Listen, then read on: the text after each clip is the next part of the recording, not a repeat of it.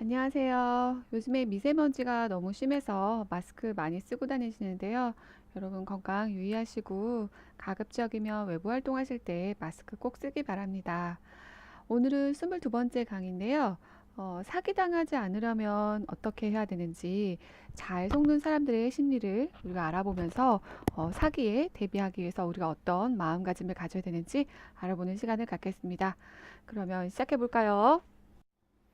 네, 오늘로 제가 유튜브 채널 런칭한 지 2달 되어 가는데요. 구독자 40명입니다.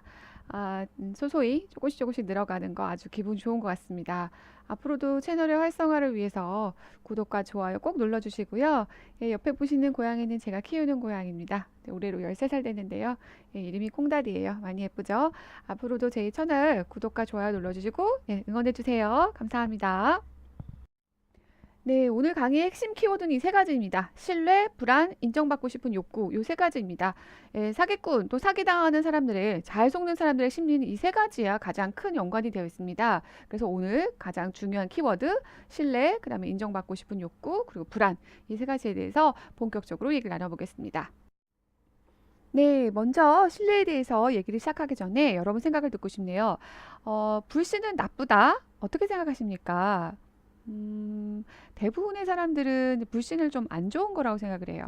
그래서 뭐 불신의 시대에 살고 있어. 자기 불신은 우리들이 실패하는 대부분의 원인이야. 뭐 사법부 판결에 대한 국민 신뢰도가 뭐 27.6%밖에 안 돼. 막 이렇게 언급하면서 뭔가 불신은 좋지 않은 듯한 뉘앙스를 풍기고 있습니다. 과연 그럴까요? 적절한 불신은 우리가 살아가는데 필요하다고 생각을 합니다. 다음 장 얘기를 저 들어보겠습니다. 네, 심리학자 에릭슨은요, 심리사회 성격 발달 단계 이론에서 우리가 생애마다 그 발달 단계마다 우리에게 주어지는 과업이 있다 그랬는데요. 생애 초에 우리 1단계에 기본적 신뢰 대 불신이라는 과업을 우리가 달성해야 된다고 언급을 하고 있습니다. 좀 말이 어렵죠.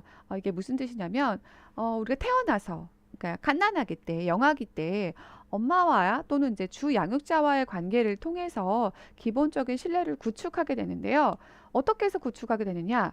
자기가 필요할 때마다, 자기가 배고플 때, 자기가 울고 싶을 때, 자기가 똥 쌀 때, 여러 가지 막 자기 부를 돌봐줘야 하는 분위기나 상황 속에서 필요할 때마다 적시적소에 엄마가 나를 돌본다. 그러면 나는 상대를 신뢰하게 되고 나와 세상과의 관계의 제일 기본적인 첫 번째 단계를 잘 구축하기 때문에 신뢰가 쌓여간다라고 언급을 하고 있습니다. 그러면 어느 정도가 이게 돼야 되느냐? 100%가 돼야 되느냐? 보세요. 엄마가 아이를 키울 때 100% 그렇게 모든 요구와 모든 상황에 모든 적절하게 다 할 수 있을까요? 처음에 엄마들이 아기 울음 구분하는 것부터 힘들거든요. 그런 상황에서 아이하고 점점 맞춰가면서 이제 구축을 하게 되는데 엄마의 상황이 아이에게 항상 공급 가능한 그런 상황만 주어질까요? 그렇지 않은 상황도 되게 많거든요. 그래서 그 에릭슨이 말하는 이 기본적인 신뢰는 적절한, 그 다음에 충분한 예, 그런 관계 속에서의 신뢰를 말하고 있습니다. 그리고 100%의 신뢰, 아주 과한 신뢰를 말하는 게 아닙니다. 그래서 이 사람은 적절한 좌절감도 겪어야 되고 적절한 지연도 겪어야 된다라는 거죠. 매번 엄마가 매 순간순간마다 아이가 원할 때마다 그 시시각각 주는 게 아니라는 거예요.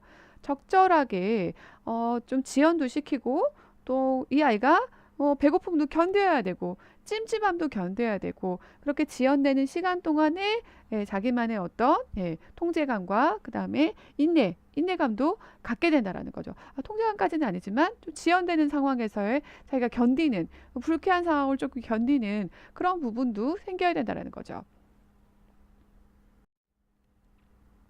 여기 이제 여러 가지 기사가 있는데요. 김주아 씨, 김상중 씨, 그다음에 뭐 그것이 알고 싶다에서 나온 이제 29세의 치위 생사 대부분 다 상대에게 속아서 이제 결혼 사기를 당할 뻔하거나 당했거나라고 하는 이제 이슈들이 나와 있습니다.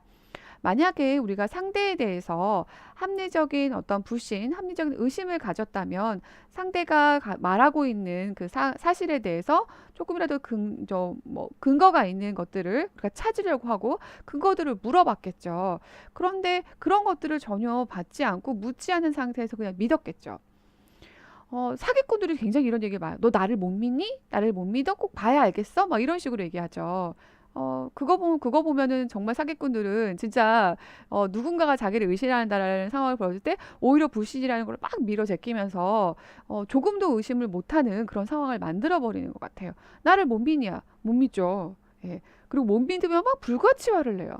적절한 의심과 합리적인 의심은 저는 필요하다고 생각해요. 우리가 뭐 교제 초기에 물어보는 것도 아니고 결혼을 앞두고 있는 사람들이 상대에 대해서 의심하고 합리적인 근거를 대야 한다는 거 우리가 추워도 나는 그런 사람일 거라고 상상도 못했어요 라고 하는 그런 일들이 많잖아요. 그래서 합리적인 의심은 필요하다고 생각을 합니다. 여기에 제가 이제 기본적 신뢰 대 불신을 뭐 이제 비율로 보라는 에릭슨의 말에 따라서 51대 49로 써놨는데, 우리가 50일 딱 맞춰서 51대 49로 신뢰를 불신을 가져갈 수는 없죠. 그러나 우리가 상대에 대해서 합리적인 의심을 갖고 합리적인 불신을 갖는 정도, 불신보다 신뢰가 약간 정도 높으면 되지 않을까라는 생각을 합니다. 그런데 이제 불신보다 기본적인 신뢰가 조금 더 이제 상대에 대해서 어떤 신뢰가 조금 더 높으려면 그만큼 합리적인 근거나 증거가 있어야 된다고 생각합니다. 여러분 독도가 우리 땅이다라고 여러분들이 계속 얘기를 하고 있고 일본과 이제 여러 가지 입씨름을 하고 있는데 독도가 우리 땅이라는 근거가 확실하고 타당하다면 어때요? 예, 그 신뢰가 훨씬 더 많이 오래 가겠죠. 그런데 그 근거에 대해서 모르고 있는 사람일수록 상대가 합리적인 근거나 자료들을 막 댔을 때 그 신뢰가 어김없이 무너집니다. 그러니까 우리가 상대에 대해서 많이 알고 있고 많은 어떤 합리적인 의심을 통해서 근거 자료를 갖고 있을 때 다른 사람들이 이제 거기에 이제 뭐 반박을 하거나 논박을 했을 때 우리가 합리적인 근거가 있으니까 어때요? 그걸 바탕으로 해서 믿겠죠. 예, 그런 것들을 말합니다. 합리적인 의심이라는 건 합리적인 근거를 바탕으로 하는 겁니다. 네, 두 번째 키워드 욕망, 인정 욕구입니다. 인정 욕구라는 건 다른 사람의 칭찬과 그 다음에 뭐 긍정적인 평가, 그 다음에 이제 인정 이런 것들을 통해서 자기 가치를 실현하고자 하는 기본적인 아주 자연스러운 사람들의 욕망입니다. 그런데 이제 이게 어떻게 해서 사기에 휘말리는 이제 이슈가 되느냐? 인정이라는 건 결국은 어디서 나오는 거예요? 자기 자신에서 나오기보다는 타인에게서 나오는 거죠. 타인에게서 나오다 보니까 나의 행동과 나의 선택과 모든 것들이 타인의 시선과 평가를 의식하게 되어 있습니다. 결국은 판단의 결정권이 타인에게 있다라는 거죠. 한 친구가 이제 주식 투자나 그다음에 어떤 뭐 이제 뭐 투자를 얘기를 합니다. 너는 이 정도면 하지 않느냐? 이 정도의 능력은 되지 않느냐? 특히 이제 중고차 매매를 하러 갈 때 중고차 측 세일즈분들이 굉장히 말발이 좋습니다. 저 뭐 사모님은 뭐 사장님은 이 정도의 차를 타셔야 되지 않겠습니다. 이 정도로 우아하고 뭐 이제 중후하신 분이면 이 정도를 타야 되지 않겠냐라는 식으로 이제 막 그 사람 한껏 띄웁니다. 여러분 어때요? 인정받으면 자존감이 높아지는 느낌이다라고 그랬죠. 이거는 그냥 자존감이 높아지는 느낌입니다. 갑자기 없던 능력이 생기지 않아요. 인정받는다고 해서 없던 능력이 생기지 않고 갑자기 내가 변하지도 않아요. 그냥 자존감이 높아지는 느낌, 그냥 기분적인 겁니다. 그런 기분적인 것에 빠지다 보니까 결국은 그것에 대한 선택이 누구한테 있어요? 예, 타인에게 있다라는 거예요.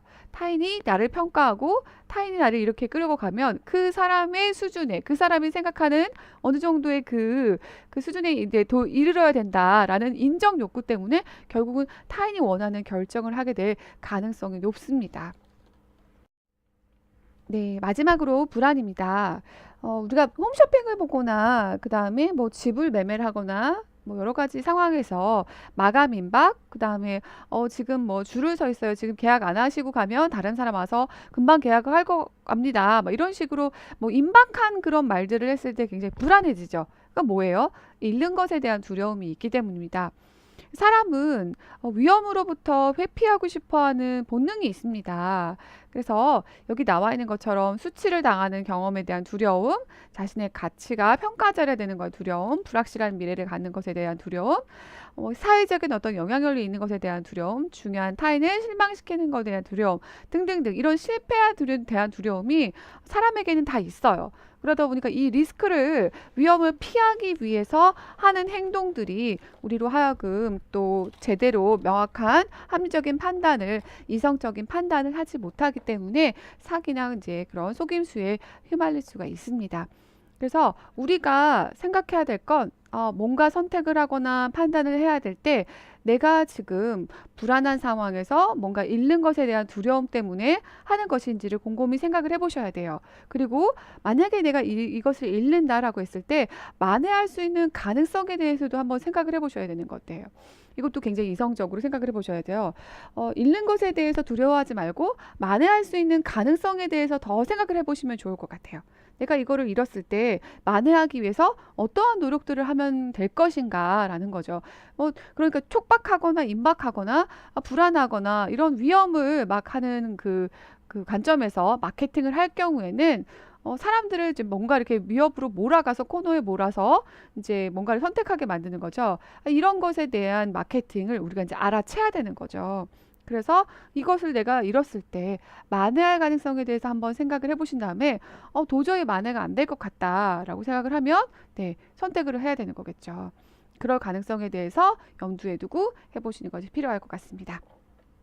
네, 앞에 있는 강의에 대한 요약입니다. 우선 신뢰와 불신에 대한 적절한 조화입니다. 불신은 나쁜 게 아니기 때문에 합리적인 근거가 있을 때 믿는 것이 중요하고요. 합리적인 의심은 반드시 필요한 거라고 생각합니다.